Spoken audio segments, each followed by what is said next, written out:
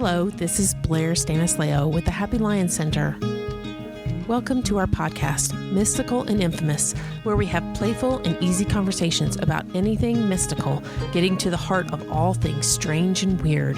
Join us in a bit of magical tomfoolery, spreading the alchemy of love and light. And now, we invite you to enjoy the show.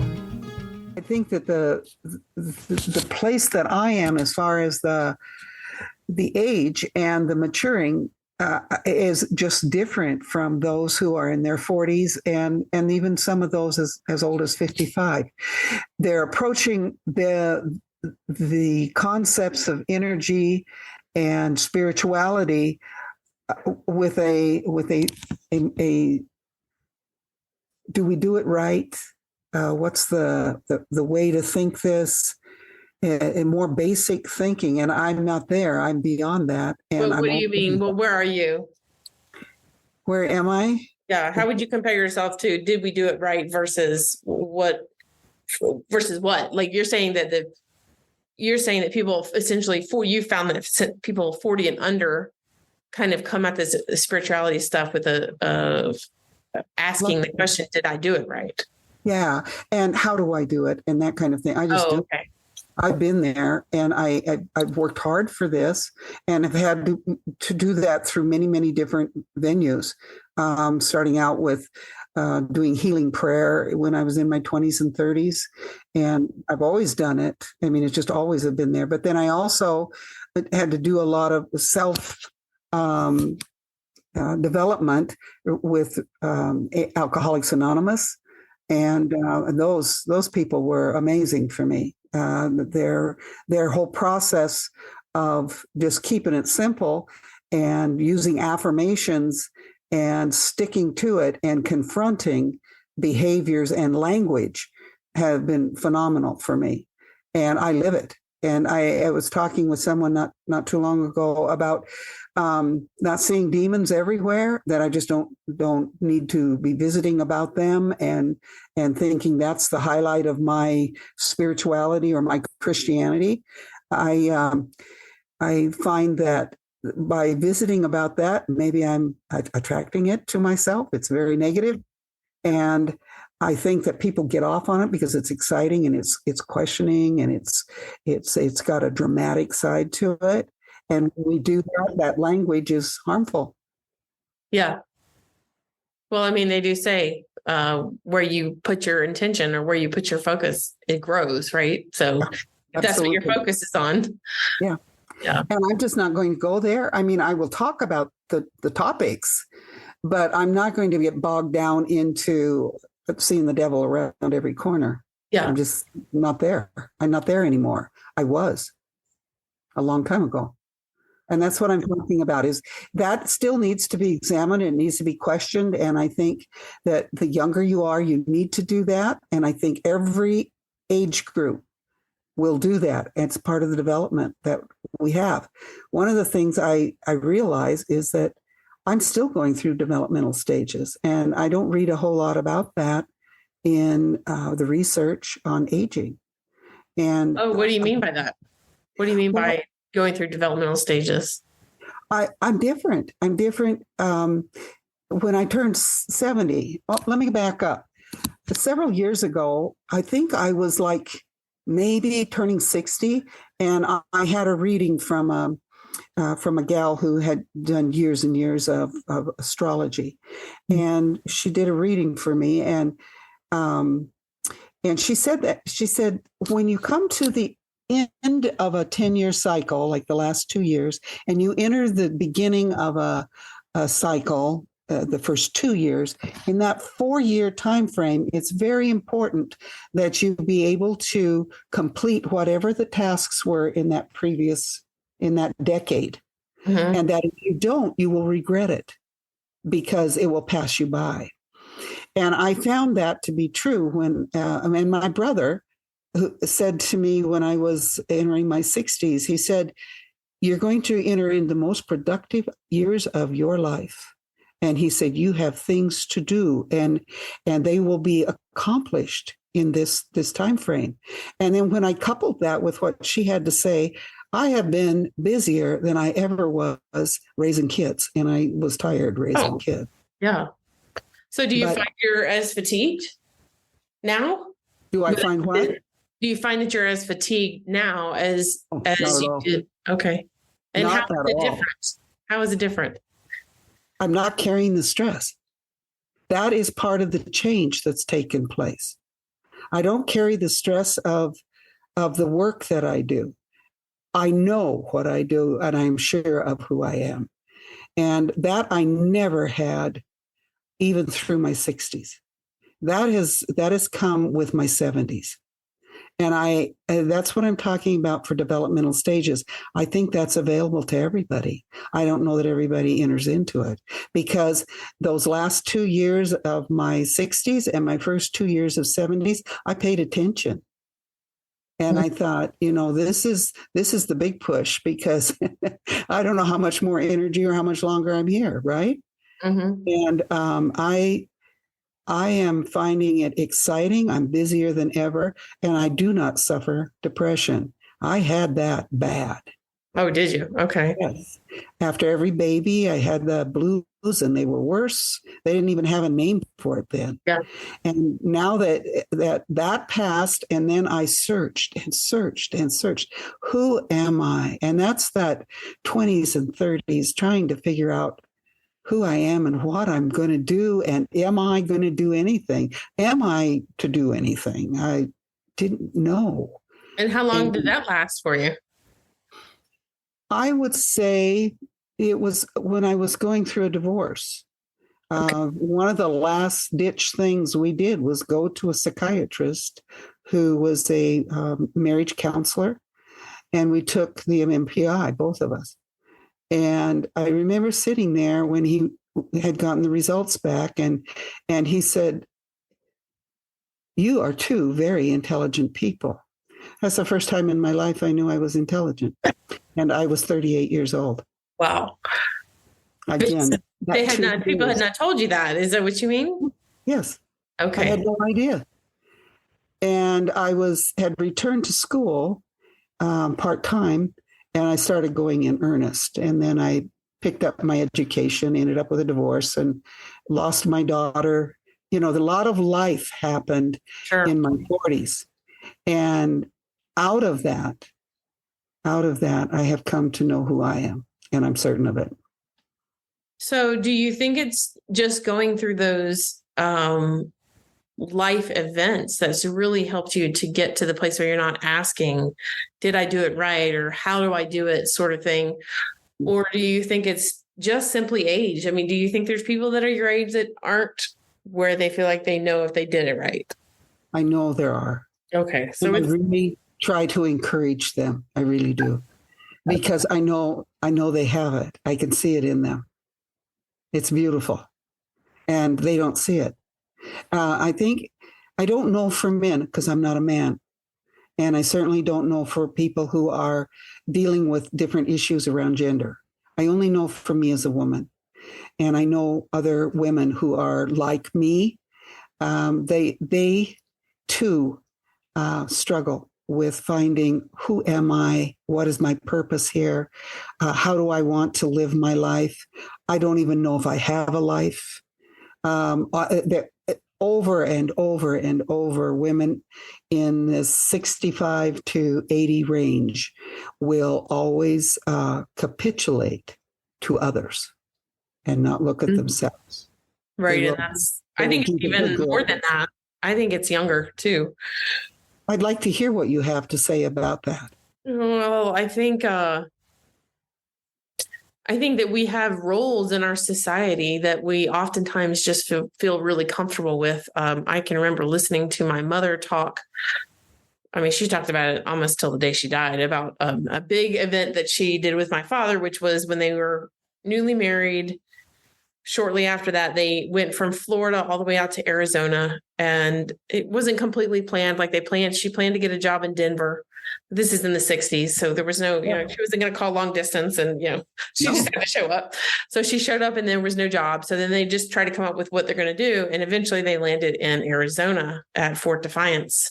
And she actually taught he actually was a librarian, but she taught on the Indian reservation. And so she has all kinds of stories about this, but she didn't like it out there.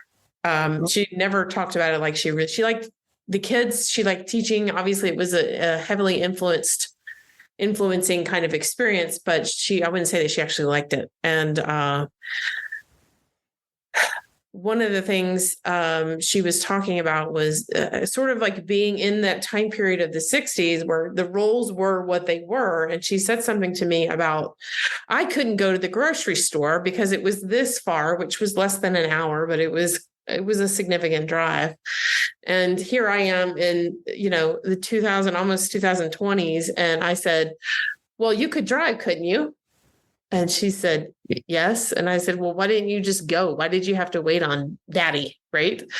And I could almost see in her mind, oh, I never thought about that. And then she answered with what was the equivalent of, women didn't do that.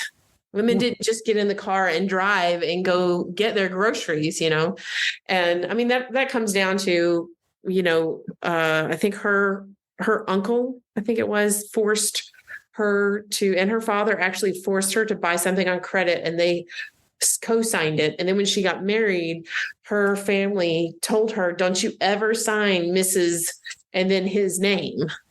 Right. Because legally that would have changed things. But she didn't, there's a difference between being told that literally and sort of recognizing, oh, I have this, women don't do this kind of thing, so I'm not going to do that. It's like new ways of thinking about things don't even enter their mind. Yeah. And I think everybody's guilty of this. We all do things like that. Yeah. And it's usually guided by culture. Yes, very much. Each family is different, but each town or each school, if it's a large town, is different because your community is kind of centered around if you have kids. Absolutely. That kind of thing. And so you're culturally created to behave in certain ways. Yeah. I've had different comments about women, especially us in the 50s and 60s. And there were things where you just didn't even think them. It didn't even know to think.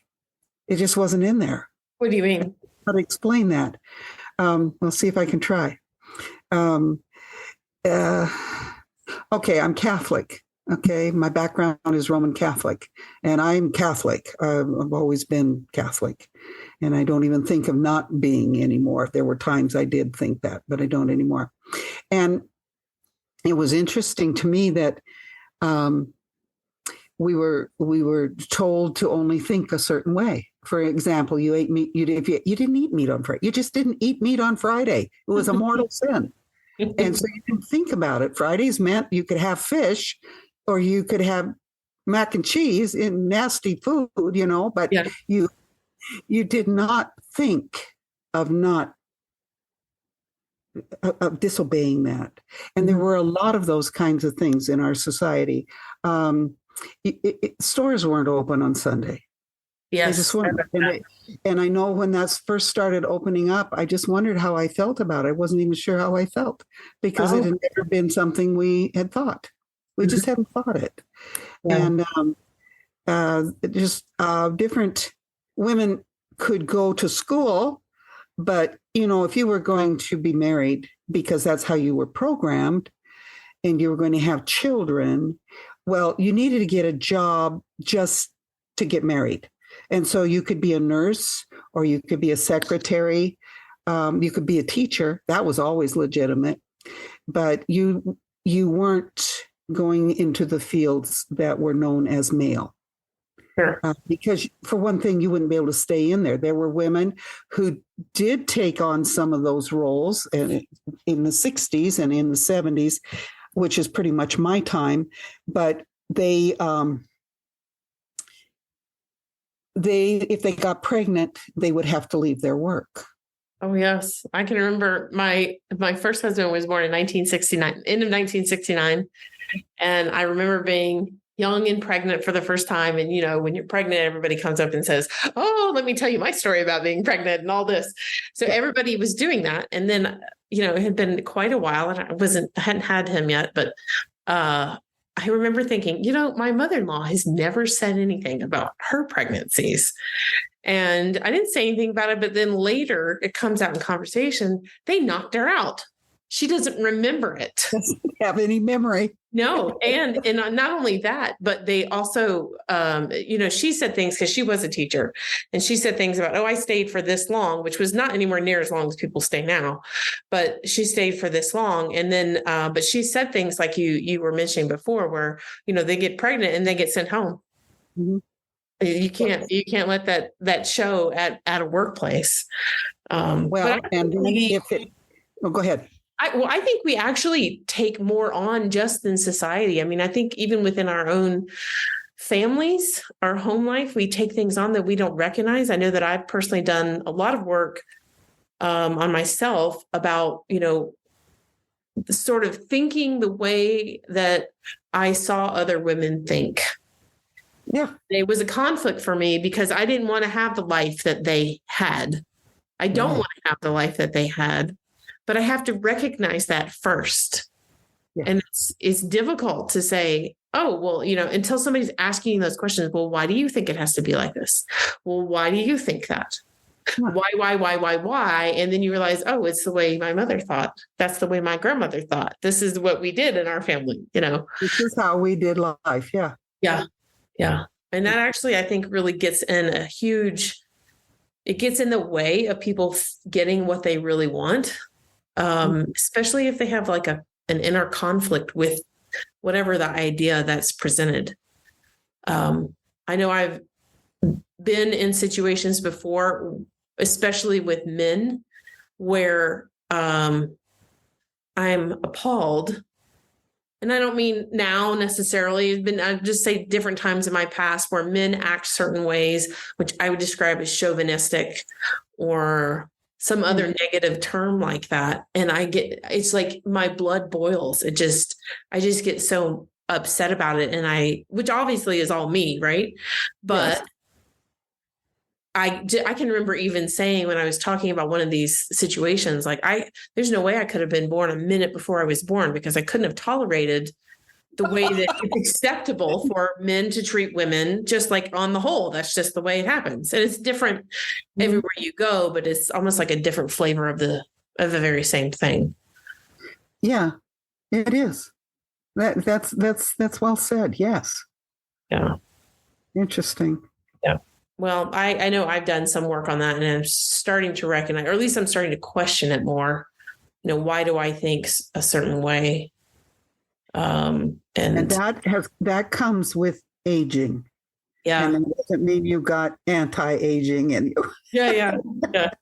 It's a good thing and it's a wonderful thing, but not everyone will allow that for themselves because it's like, I got to seek the approval of others, or at least in the age group that I am in. That is true. I see some wonderful things in young people now that just like I said, were not taught when I was growing up. And there seems to be a stronger sense of they have a self. Yes. I think they're more encouraged. I think as we have evolved through the generations, they're kind of more encouraged to be themselves. I mean, I think it's kind of funny. I don't know. It's probably going to offend somebody, but what's new? All this body positivity, which, I mean, that's great. Do you know what I'm talking about when I refer to it? Okay. Yeah. So I think it's great. No big deal. That's fine. But sometimes when I see certain people in a bikini, it still comes back. The same phrases that I was taught that everybody said all the time, and then I, of course, am thinking, well, what difference does it make? And then my next thought is it's not flattering to their body. But that's not even what it's about, anymore. But that kind of stuff is where I can remember teaching several years ago, and I was teaching at I'm sure it was in middle school, and I was talking to the kids about something, and somehow I wanted to use an analogy to pantyhose. And I said it and I got all these blank stares, and it finally occurred to me, oh, you guys don't even know what pantyhose are. And so I started asking that, would you guys know what pantyhose are? And someone would raise their hand, and I'm like, how many of you have actually worn pantyhose? I think I had 2 students. And I was in Florida, and in Florida, pantyhose are horrible because it's already 100 degrees. Well, that's it. And that's painful. It's terrible. I hated it. And that was the first thing I was like, no, I'm never wearing it. So as they change, even with the clothes that they wear, they don't wear pantyhose. They don't care so much if their bra shows anymore. But I'm also I think everybody's guilty of it, but I'll give you an example of me being guilty, sharing it with my daughter. She's a teenager, and she comes up and says, what do you think about this top? And I look at it and I say, well, I think it looks nice on you. But if you came from my time period, they'd say you can't show your bra. Yeah, there you go. My mother-in-law was sitting right there, and she said, she said, yep, that's right. But it's okay. Yeah, I know. I have a couple of granddaughters. Yes. Yeah. And I just think, but they're beautiful. Yeah. And it doesn't matter where you wear X, Y, or Z. Matter of fact, I had a former student post something on Facebook I saw. I don't remember what it was. It was like, what did she say? It was like, I'm sure it was a meme of some sort, but it was basically, if you're teaching children to hate drag queens, that's what it was referring to. Okay.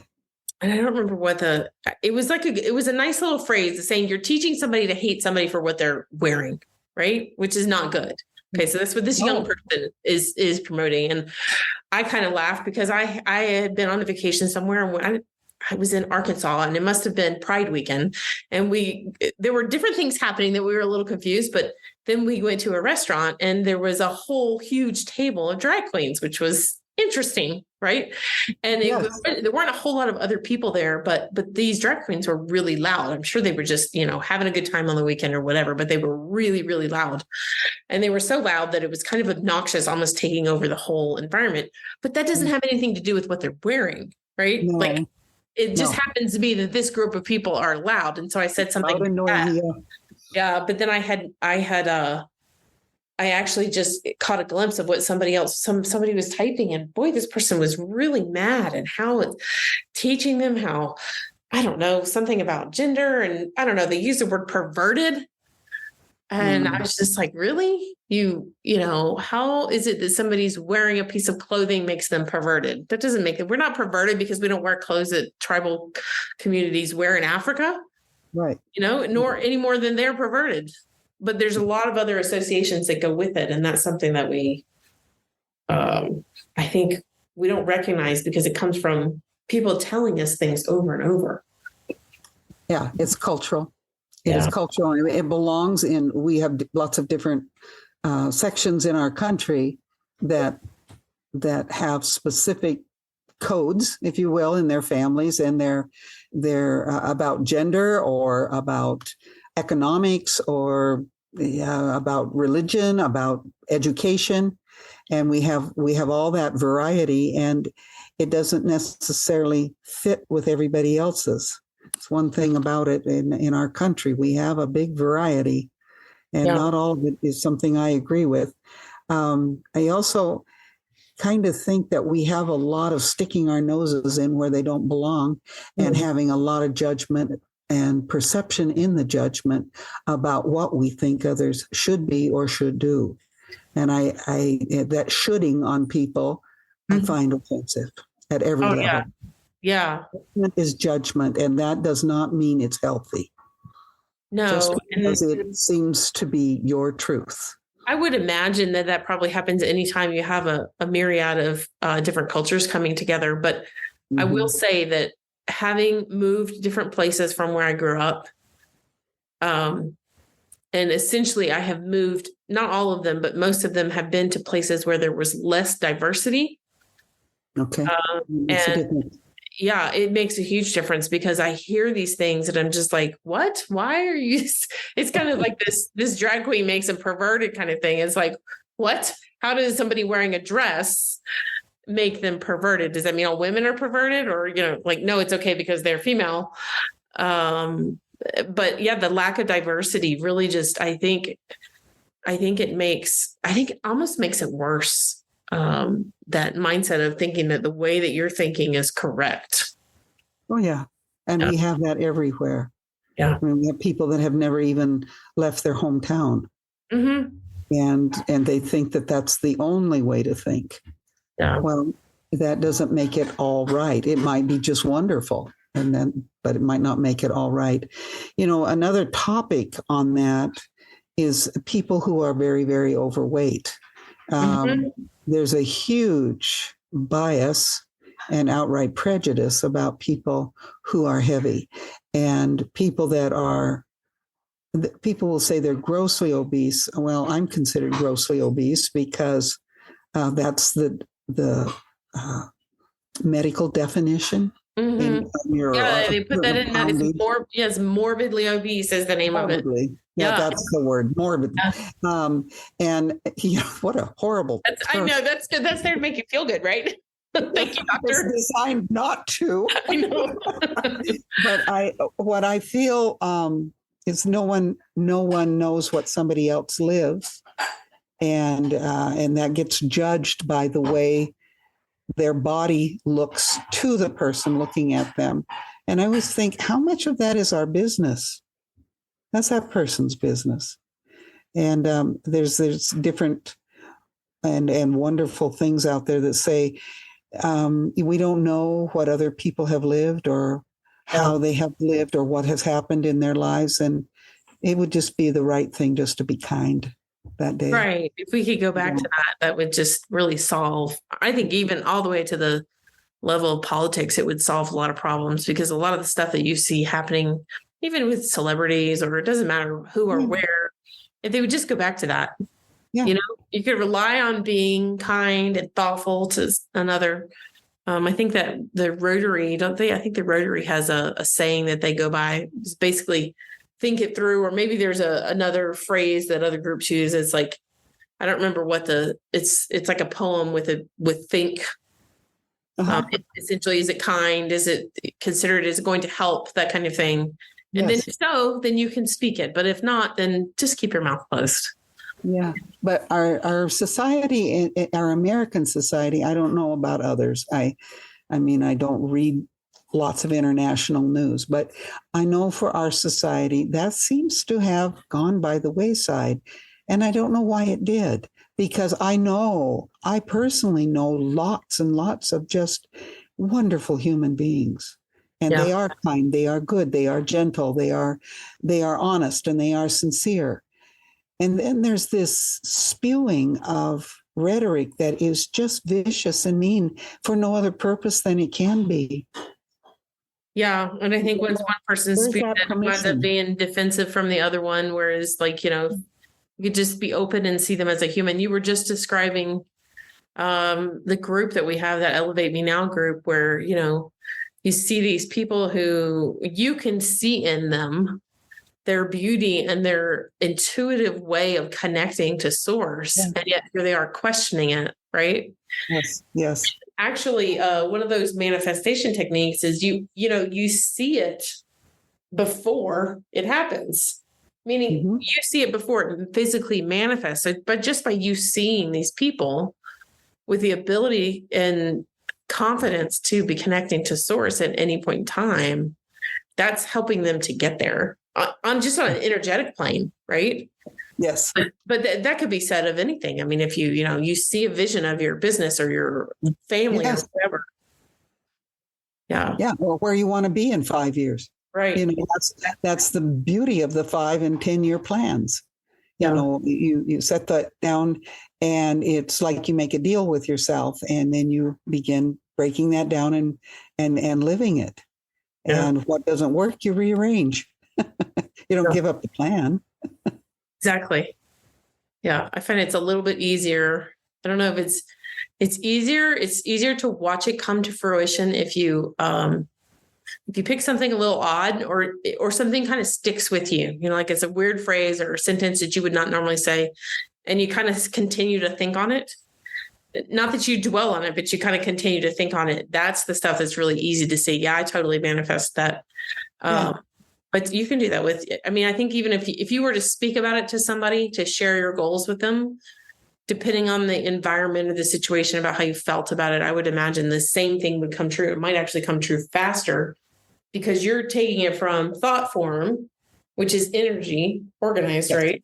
And Yes. you're putting it into something even more physical because thoughts turn into words, and then words turn things into action. Action turns things into physical being, right? Yes. So I would imagine that probably would make a huge difference, even just sharing. I think so. I Yeah. do. And it's really kind of important who you share it with. Yes. You can share it with somebody who always picks something apart, because sometimes you need to have some holes poked into something, things that aren't very real. And you need to also share it with somebody who is going to be totally affirming. And then you're thinking, yeah, but I kind of need a little more help here. You know, I think you need all of that. I've always said in my leadership and any teams I've formed, I always need one nitpicker. One. More than that is a little hard. Yes. But one nitpicker, somebody that always sees the problem and always sees the word that's out of line, the period that didn't get put in the sentence. Yeah. That one. You need one of those. The rest of them, no, they can do a little bit of it, but they don't need to be that one. Yeah. That can be a drag. Yeah. I've been on teams where there's more than one, and they're hard. They're hard on you. Yeah, they are. But they're necessary. That's a gift. Yeah. Yeah. Well, I think that was a pretty good conversation. Oh, okay. That's what it does. I didn't know. Yeah, why not? I don't know. I figured you were about to say something pretty good. And I thought, well, let's just start recording it and see. I don't think we have to really say anything. I'll listen to it again and I'll put a description with it. Okay. I'll have to do it tomorrow. But I'll do that. And I think we can just go from here, because I think we can hold a conversation about anything. Well, I think so too. I think it'd be a good idea if each time you come with maybe a question to get us off the ground. If I think of something, or I'll talk to some of my friends and I'll see, what would you like to hear about? Yeah. Or what do you want to hear us talk about? Because I think the fact that we're different age groups is really important. I think I want to hear what you have to say, and I think you want to hear what I have to say. Yeah, absolutely. But like I said last week, I learned something about me, and that was that I'm someplace else than what I once was when I was searching. I feel I find that too, even with people that are younger than me. There you go. Yeah, it's just, I know what you're talking about. I wish I had a better way to describe exactly what that is, but I do know what you're talking about. I had a massage therapist, the first massage therapist I ever went to. And I'd been told that she was pretty special, but she told me that it's like silvery trails. Oh, yeah. If you are, at a frequency of 2 and you want to be a 6, you need somebody who's at a frequency of 3 to bring you to a 3. You don't go from 2 to 6, you go from 2 to 3. Yeah. And you move that way through the developmental stages of your life. And those look different to everybody. And they look different depending on your gender. Mm-hmm. And they have to, because we're different. Yeah, I could see that. But I believe in those silvery trails. Yeah. I hope I'm leaving a lot of them. Well, everybody is there. Like you, I think, I don't remember what you're talking about, but something about, dealing with difficult people, and they're there for us to learn. Absolutely. It's a blessing. Mm-hmm. You might not feel like it in the moment, but it's always a blessing. It sure does. Well, one gal tells me blessings or lessons. Okay. Yeah. Yeah, it's true. Thanks for listening to this episode of Mystical and Infamous podcast with the Happy Lion Center. Send requests for topic discussions, questions, and comments to podcast@happylioncenter.com. That's podcast@happylioncenter.com.